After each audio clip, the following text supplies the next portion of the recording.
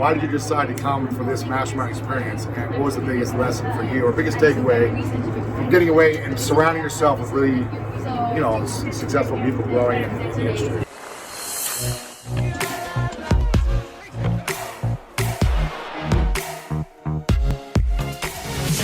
In 60 seconds or less, what was the biggest thing you learned from this weekend? Believe in yourself.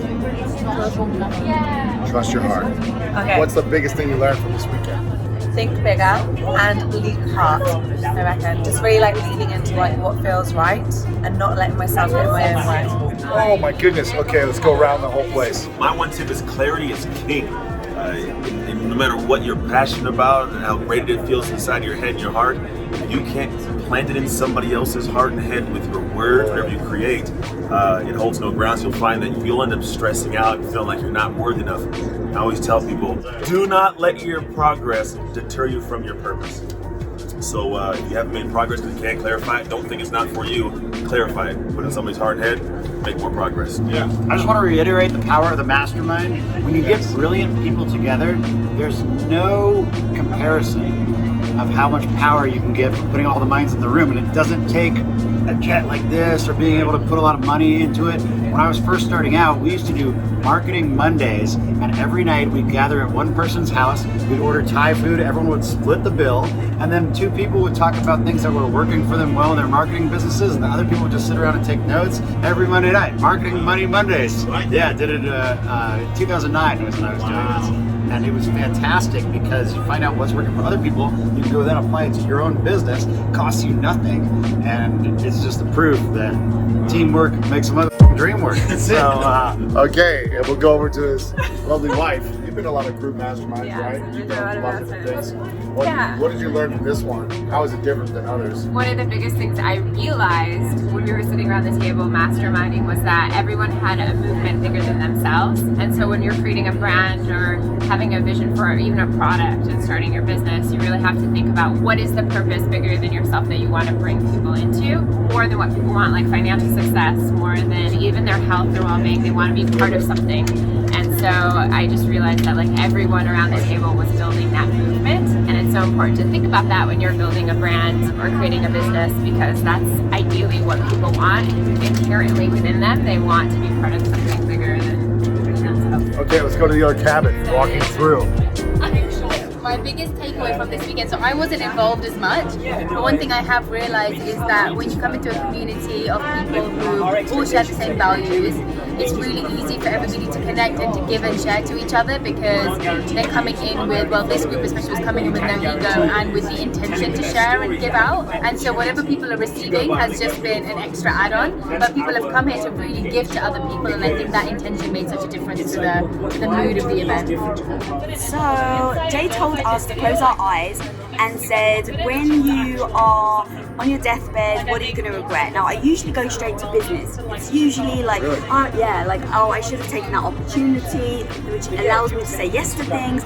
But for some reason, the way he phrased it, immediately I went to, I don't hug my husband enough. And How often do you hug him? it's one of those, because we work together, but we try to respect each other in the business and like our employees and stuff. And over time in building Quest, once you get 3,000 employees and HR involved, they tell you, hey, you shouldn't hug in front of people. So we just learned to not hug.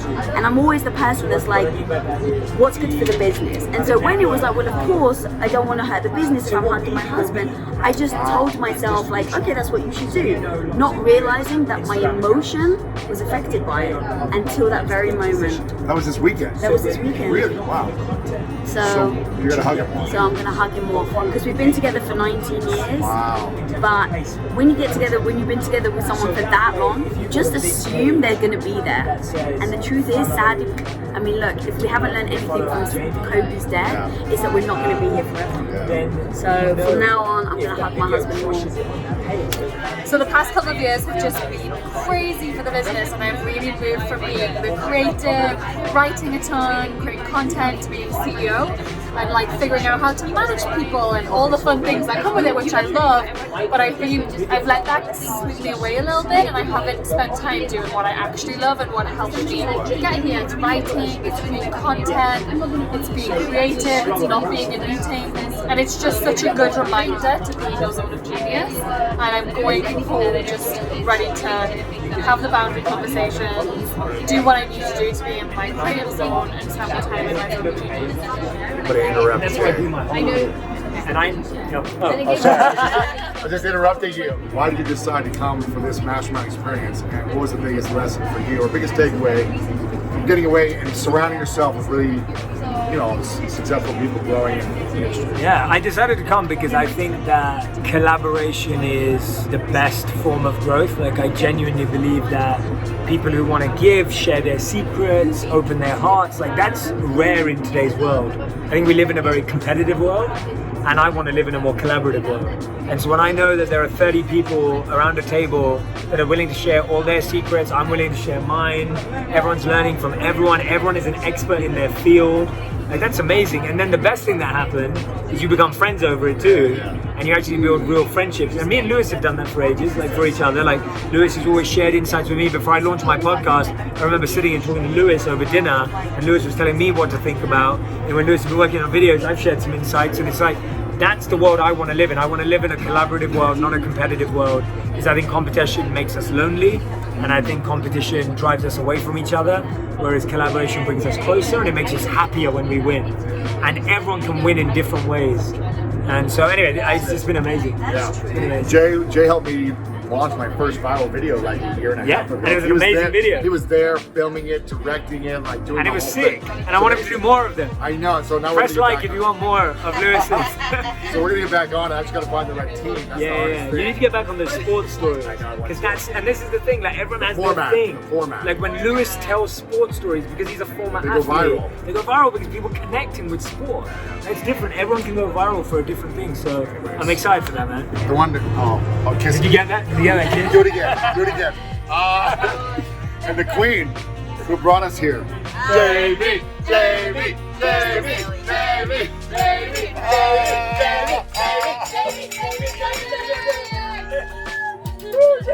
You brought us here on the flight and the trip. You brought us all together, so thank you, because it gave us an opportunity to all connect. Brendan invited us. You brought us. What was your biggest lesson from the weekend? The biggest takeaways? I just think the power of who you surround yourself with, and who you turn the volume up on, like, in your life. You know what I mean? I think that I love so many of my lifelong friends and family and all that, but sometimes you might have a dream, but maybe someone around you, like, in your life doesn't really get it, and then you sort of, like, keep telling them about it, and all of a sudden it just starts to, like, lower your vibration, or, like, how much you dream. And the biggest thing, I was in tears so many days this last 3 days, just sitting there thinking about, I'm surrounded by support, people that just like you get what you give, and everyone, like, showed up, like, to serve. And I feel like collectively, like, everyone's whole vibration's up, and everyone is sort of, like, helping each other multiply their ability to be a force for good. And it's just a reminder, like, I think all of us have people we love in our lives, but maybe add other people in your circle too, where you can, the things on your heart, or your dreams, or your everything, or people you want to turn the volume up on when they're speaking into your heart. We're all so different, but, like, share this, like, passion to be a force for good. So I am flying so high. Yes, literally high. Literally. Appreciate you. Jamie, Jamie, Jamie, Jamie, Jamie. There you go. That was the team here, going over all the tips and the takeaways. Hope you enjoyed this powerful time with a lot of amazing people. Love you guys. Appreciate you very much. Thank you so much for watching this video. And if you're looking for more greatness in your life, then check out this next video right here. All the stories that I'd followed in life were people who went from nothing to something. And here was a guy who had something, but had traded it to have nothing, but looked like the happiest person I'd ever met.